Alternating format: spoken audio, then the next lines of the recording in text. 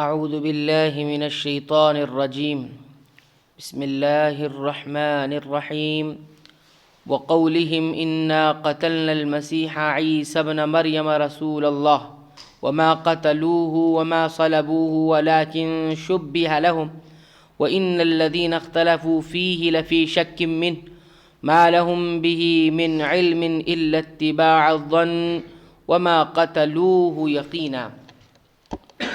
اور یوں کہنے کی وجہ سے کہ ہم نے اللہ کے رسول مسیح عیسیٰ ابن مریم کو قتل کر دیا، حالانکہ نہ تو انہوں نے انہیں قتل کیا نہ سولی پر چڑھایا، بلکہ ان کے لیے یعنی عیسیٰ کا شبیہ بنا دیا گیا تھا۔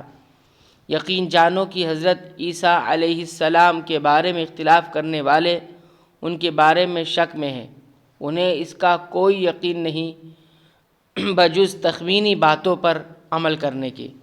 اتنا یقینی ہے کہ انہوں نے انہیں قتل نہیں کیا۔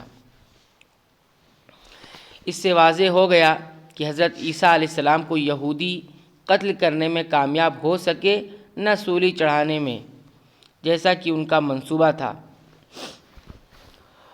اس کا مطلب یہ ہے کہ جب حضرت عیسیٰ علیہ السلام کو یہودیوں کی سازش کا پتہ چلا تو انہوں نے اپنے حواریوں کو، جن کی تعداد 12 یا 17 تھی، جمع کیا اور فرمایا کہ تم میں سے کوئی شخص میری جگہ قتل ہونے کے لیے تیار ہے تاکہ اللہ تعالیٰ کی طرف سے اس کی شکل و صورت میری جیسی بنا دی جائے۔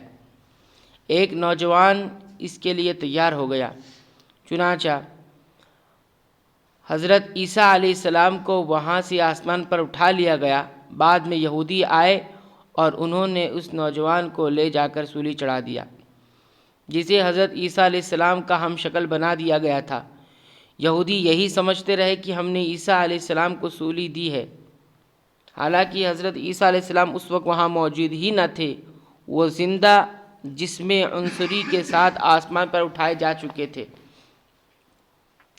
عیسیٰ علیہ السلام کے ہم شکل شخص کو قتل کرنے کے بعد ایک گروہ تو یہی کہتا رہا کہ حضرت عیسیٰ علیہ السلام کو قتل کر دیا گیا، جبکہ دوسرا گروہ جسے یہ اندازہ ہو گیا تھا کہ مصلوب سولی پر چڑھایا ہوا شخص عیسیٰ علیہ السلام نہیں کوئی اور ہے۔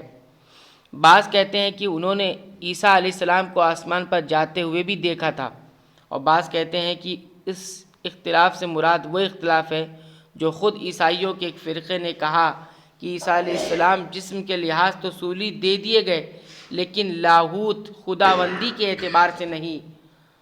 ملکانیہ فرقے نے کہا کہ یہ قتل و صلب ناسوت اور لاہوت دونوں اعتبار سے مکمل طور پر ہوا ہے۔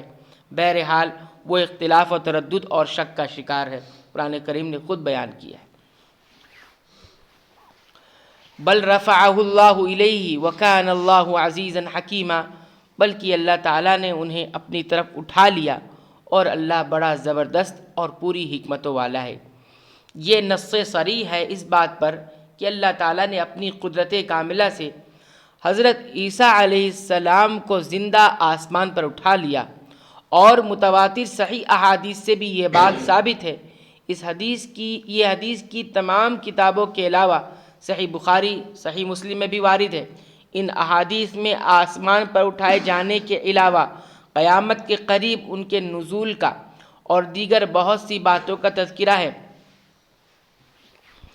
امام ابن کثیر رحمہ اللہ یہ تمام روایات کا ذکر کر کے آخر میں تحریر فرماتے ہیں کہ یہ احادیث رسول اللہ صلی اللہ علیہ وسلم سے متواتر ہیں، یعنی تسلسل سے آئی ہوئی ہیں۔ ان کے راویوں میں حضرت ابو ہریرہ، حضرت عبداللہ بن مسعود، عثمان بن ابی العاص، ابو امامہ، نواس بن سمعان، عبداللہ بن عمرو ابن العاص، مجمع بن جاریہ، ابی سریحہ اور حذیفہ بن اسید رضی اللہ عنہم اجمعین، یہ تمام صحابہ ہیں۔ ان احادیث میں آپ کے نزول کی صفت یعنی اترنے کی صفت اور جگہ کا بیان کہاں اتریں گے۔ آپ علیہ السلام دمشق میں منارہ شرقیہ کے پاس اس وقت اتریں گے جب فجر کی نماز کے لیے اقامت ہو رہی ہوگی۔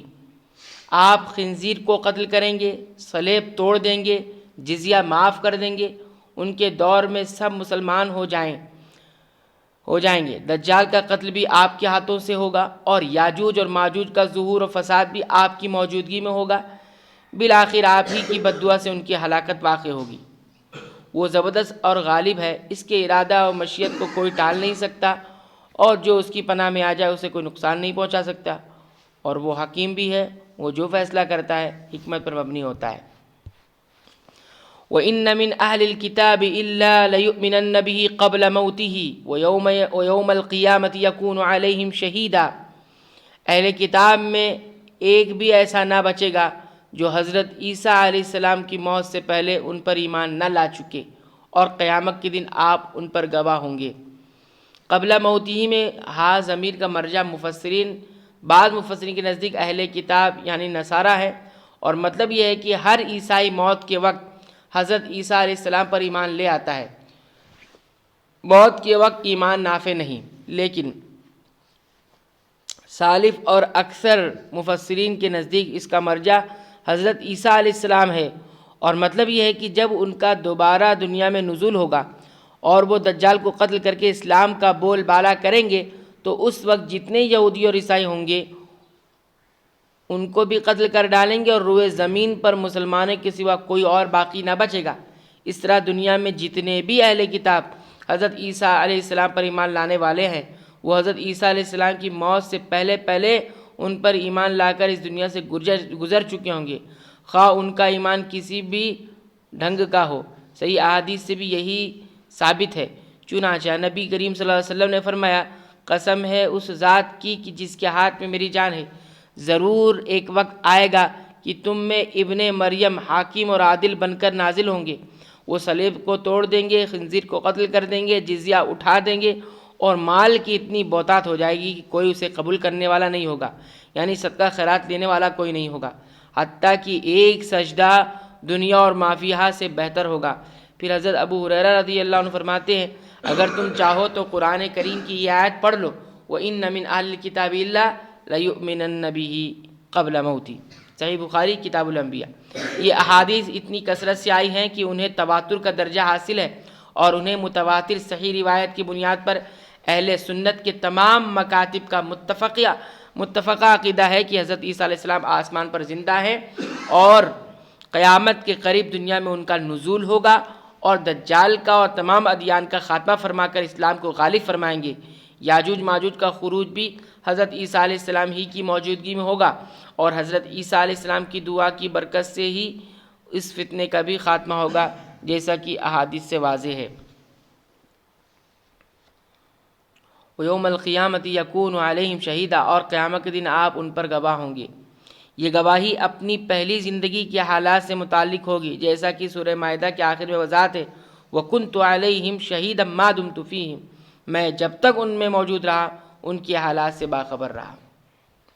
فَبِظُلْمٍ مِّنَ الَّذِينَ هَادُوا حَرَّمْنَا عَلَيْهِمْ طَيِّبَاتٍ أُحِلَّتْ لَهُمْ وَبِصَدِّهِمْ عَن سَبِيلِ اللَّهِ كَثِيرًا، جو نفیس چیزیں ان کے لیے حلال کی گئی تھی وہ ہم نے ان پر حرام کر دی، ان کے ظلم کی باعث اور اللہ تعالیٰ کی راہ سے اکثر لوگوں کو روکنے کی وجہ سے، یعنی ان کے ان جرائم و معاصی کی وجہ سے بطور سزا بہت سی حلال چیزیں ہم نے ان پر حرام کر دی تھی۔